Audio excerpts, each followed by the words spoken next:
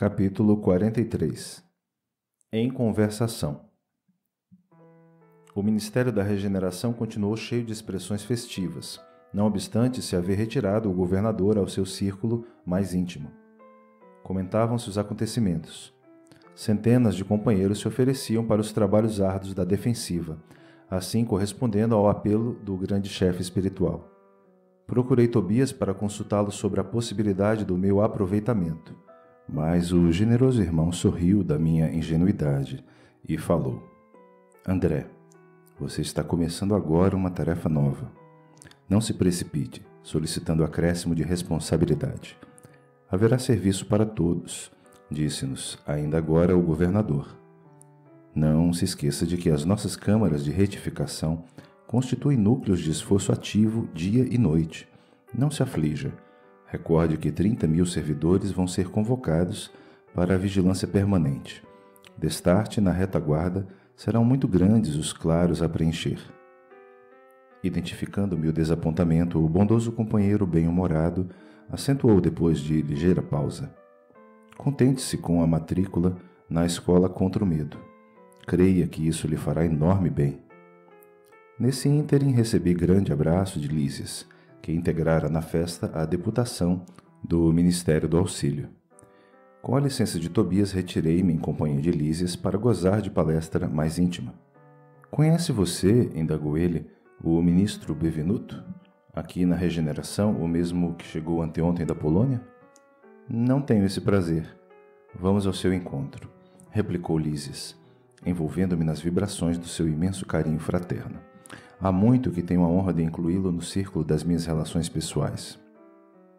Daí a momentos, estávamos no grande recinto verde consagrado aos trabalhos desse ministro da Regeneração, que eu apenas conhecia de vista. Numerosos grupos de visitantes permutavam ideias sob a copa das grandes árvores. Lísias conduziu-me ao núcleo maior, onde Bevenuto trocava impressões com diversos amigos, apresentando-me com generosas palavras. O ministro acolheu-me cortês, admitindo-me na sua roda com extrema bondade. A conversação continuou nos rumos naturais e notei que se discutia a situação da esfera terrestre. Muito doloroso o quadro que vimos, comentava Bevenuto em tom grave. Habituados ao serviço da paz na América, nenhum de nós imaginava o que fosse o trabalho de socorro espiritual nos campos da Polônia. Tudo obscuro, muito difícil.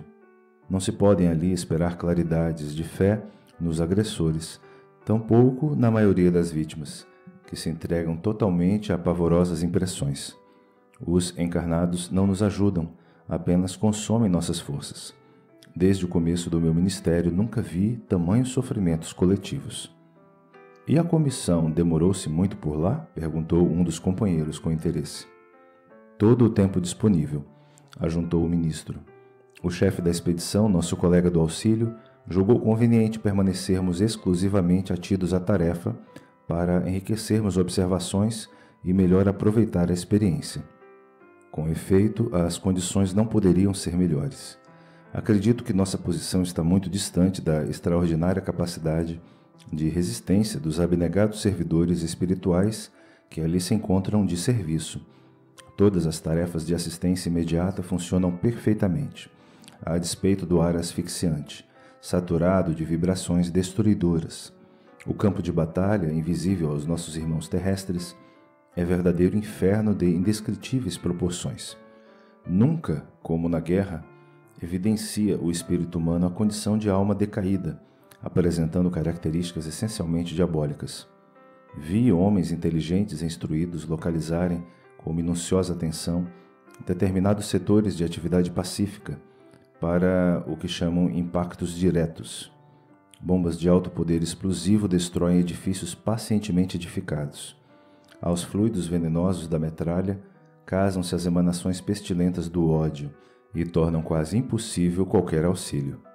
O que mais nos contristou, porém, foi a triste condição dos militares agressores, quando algum deles abandonava as vestes carnais, compelido pelas circunstâncias.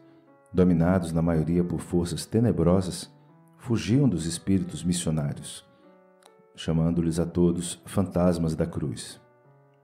E não eram recolhidos para esclarecimento justo? Inquiriu alguém, interrompendo o narrador. Bevenuto esboçou um gesto significativo e respondeu: será sempre possível atender aos loucos pacíficos, no lar, mas que remédio se reservará aos loucos furiosos, senão o hospício? Não havia outro recurso para tais criaturas, senão deixá-las nos precipícios das trevas, onde serão naturalmente compelidas a reajustar-se, dando ensejo a pensamentos dignos. É razoável, portanto, que as missões de auxílio recolham apenas os predispostos a receber o socorro elevado. Os espetáculos entrevistos foram, portanto, demasiadamente dolorosos por muitas razões. Valendo-se de ligeiro intervalo, outro companheiro opinou: é quase incrível que a Europa, com tantos patrimônios culturais, se tenha abalançado a semelhante calamidade. Falta de preparação religiosa, meus amigos, definiu o ministro com expressiva inflexão de voz. Não basta ao homem a inteligência apurada. É-lhe necessário iluminar raciocínios para a vida eterna. As igrejas são sempre santas em seus fundamentos e o sacerdócio será sempre divino, quando cuide essencialmente da verdade de Deus. Mas o sacerdócio político jamais atenderá à sede espiritual da civilização. Sem o sopro divino, as personalidades religiosas poderão inspirar respeito e admiração, não, porém, a fé e a confiança. Mas e o espiritismo? Perguntou abruptamente um dos circunstantes. Não surgiram as primeiras florações doutrinárias na América e na Europa há mais de 50 anos? Não continua esse movimento novo a serviço das verdades eternas? Bevenuto sorriu, esboçou um gesto extremamente significativo e acrescentou: o Espiritismo é a nossa grande esperança e, por todos os títulos, é o consolador da humanidade encarnada. Mas a nossa marcha é ainda muito lenta. Trata-se de uma dádiva sublime, para a qual a maioria dos homens ainda não possui olhos de ver. Esmagadora porcentagem dos aprendizes novos aproxima-se dessa fonte divina a copiar antigos vícios religiosos. Querem receber proveitos, mas não se dispõem a dar coisa alguma de si mesmos. Invocam a verdade, mas não caminham ao encontro dela. Enquanto muitos estudiosos reduzem os médiuns a cobaias humanas, numerosos crentes procedem à maneira de certos enfermos, que, embora curados, creem mais na doença que na saúde, e nunca utilizam os próprios pés. Enfim, procura-se por lá os espíritos materializados para o fenomenismo passageiro, ao passo que nós outros vivemos à procura de homens espiritualizados para o trabalho sério. O trocadilho arrancou expressões de bom humor geral, acrescentando o ministro gravemente: nossos serviços são astronômicos. Não esqueçamos, porém, que todo homem é semente da divindade.